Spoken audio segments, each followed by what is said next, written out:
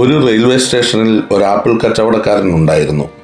ഒരപകടത്തിൽ ഇരു കൈകളും നഷ്ടപ്പെട്ട തൻ്റെ പിടലിയിൽ തൂക്കിയിട്ടിരിക്കുന്ന തട്ടിൽ മറ്റു കടക്കാർ ആപ്പിൾ നിറച്ചു കൊടുത്തുവിടും. ആവശ്യക്കാർക്ക് ആപ്പിൾ എടുത്ത് അതിൻ്റെ വില തട്ടിൽ വെച്ചിരിക്കുന്ന പണപ്പെട്ടിയിൽ ഇടാം. ആ പണം കൊണ്ടാണ് അദ്ദേഹം തൻ്റെ കുടുംബം പോറ്റിയിരുന്നത്. കച്ചവടം തീരെ കുറവുള്ള ഒരു ദിവസം അദ്ദേഹം വളരെ ദുഃഖിതനായിരുന്നു. ഇന്ന് കച്ചവടം നടന്നില്ലെങ്കിൽ എങ്ങനെ അരിയും സാധനങ്ങളും വാങ്ങും? കുടുംബം പട്ടിണിയിലാകുമല്ലോ, അദ്ദേഹം ചിന്തിച്ചിരുന്നു.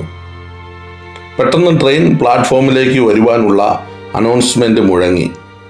പ്ലാറ്റ്ഫോമിൽ ഇരുന്ന യാത്രക്കാർ ട്രെയിനിൽ കയറുവാൻ വേണ്ടി എഴുന്നേറ്റു. കച്ചവടക്കാരൻ പ്ലാറ്റ്ഫോമിലൂടെ തൻ്റെ തട്ടുമായി നടന്നു. പെട്ടെന്ന് ട്രെയിൻ വലിയ ഹോൺ മുഴക്കി പ്ലാറ്റ്ഫോമിലേക്ക് വന്നു. ട്രെയിനിൽ കയറുവാനും ഇറങ്ങുവാനും ആൾക്കാർ തിരക്ക് കൂട്ടി. തിരക്കിനിടയിൽ പെട്ടുപോയ കച്ചവടക്കാരനെ ആരോ ശ്രദ്ധിക്കാതെ തട്ടിമാറ്റി ഓടിച്ചെന്ന് ട്രെയിനിൽ കയറി. പെട്ടെന്ന് ഇരുകൈകളുമില്ലാത്ത നമ്മുടെ പാവം കച്ചവടക്കാരൻ ബാലൻസ് തെറ്റി തൻ്റെ ആപ്പിൾ തട്ടുമായി നിലത്തേക്ക് വീണു. അദ്ദേഹത്തിൻ്റെ തട്ടിൽ നിന്നും ആപ്പിൾ ഉരുണ്ടുപോയി. കുറെ പ്ലാറ്റ്ഫോമിൽ കിടന്നു, കുറെ ഉരുണ്ട് റെയിൽവേ ട്രാക്കിലും വീണു. ആരും അദ്ദേഹത്തെ ശ്രദ്ധിക്കാതെ തങ്ങളുടെ കാര്യത്തിന് തിരക്കിട്ട് നടന്നുപോയി. കിടന്ന കിടപ്പിൽ അദ്ദേഹം നഷ്ടപ്പെട്ടു പോയ ആപ്പിളിലേക്ക് നോക്കി. ഇന്ന് കുടുംബം പട്ടിണിയാകുമല്ലോ. മാത്രമല്ല, തനിക്ക് വിൽക്കാൻ തന്ന ആപ്പിൾ കച്ചവടക്കാർക്ക് എങ്ങനെ പണം തിരികെ നൽകും?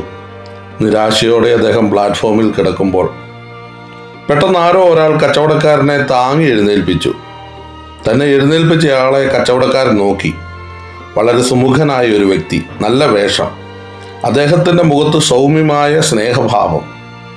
ആ യാത്രക്കാരൻ വേഗത്തിൽ പ്ലാറ്റ്ഫോമിൽ ചിതറിക്കിടന്നിരുന്ന ആപ്പിൾ എടുത്ത് കച്ചവടക്കാരൻ്റെ തട്ടിലിട്ട് തട്ട് കച്ചവടക്കാരൻ്റെ കഴുത്തിൽ ഇട്ടുകൊടുത്തു. തുടർന്ന് അദ്ദേഹം റെയിൽവേ ട്രാക്കിലേക്ക് നോക്കി. നഷ്ടപ്പെട്ടു പോയ ആപ്പിളിൻ്റെ ഏകദേശ കണക്കിനൊത്ത പണം തൻ്റെ പേഴ്സ് തുറന്നു കച്ചവടക്കാരൻ്റെ പണപ്പെട്ടിയിൽ ഇട്ടുകൊടുത്തു. അപ്പോൾ ട്രെയിൻ പുറപ്പെടുവാനുള്ള ഹോൺ മുഴങ്ങി.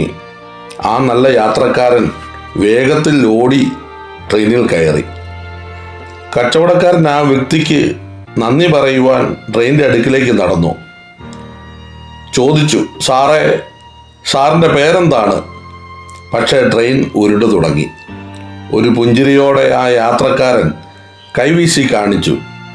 ട്രെയിൻ അകന്നു തുടങ്ങിയപ്പോൾ കച്ചവടക്കാരൻ വിളിച്ചു ചോദിച്ചു, സാറാണോ ഞാൻ പുസ്തകങ്ങളിൽ വായിച്ചു കേട്ട യേശു ക്രിസ്തു?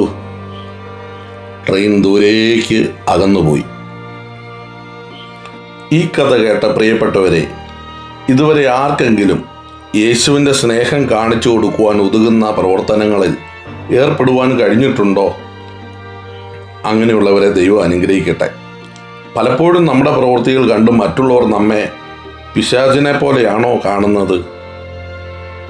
വിശുദ്ധ വേദപുസ്തകത്തിൽ ഫിലിപ്പിയർക്ക് എഴുതിയ ലേഖനത്തിൽ 2-ാം അധ്യായം 5-ാം വാക്യത്തിൽ ഇങ്ങനെ പറയുന്നു, ക്രിസ്തുയേശുവിലുള്ള ഈ ഭാവം നിങ്ങളിലും ഉണ്ടാകട്ടെ എന്ന്. അതെ, യേശുവിൻ്റെ സ്വഭാവമുള്ളവരായി നമുക്ക് ജീവിക്കാം. ഈ കഥ നിങ്ങൾക്ക് ഇഷ്ടമായെങ്കിൽ കമൻ്റ് ചെയ്യുവാൻ മറക്കരുത്. നിങ്ങളുടെ അനുഭവങ്ങളും പങ്കുവയ്ക്കാം. ദൈവം എല്ലാവരെയും അനുഗ്രഹിക്കട്ടെ.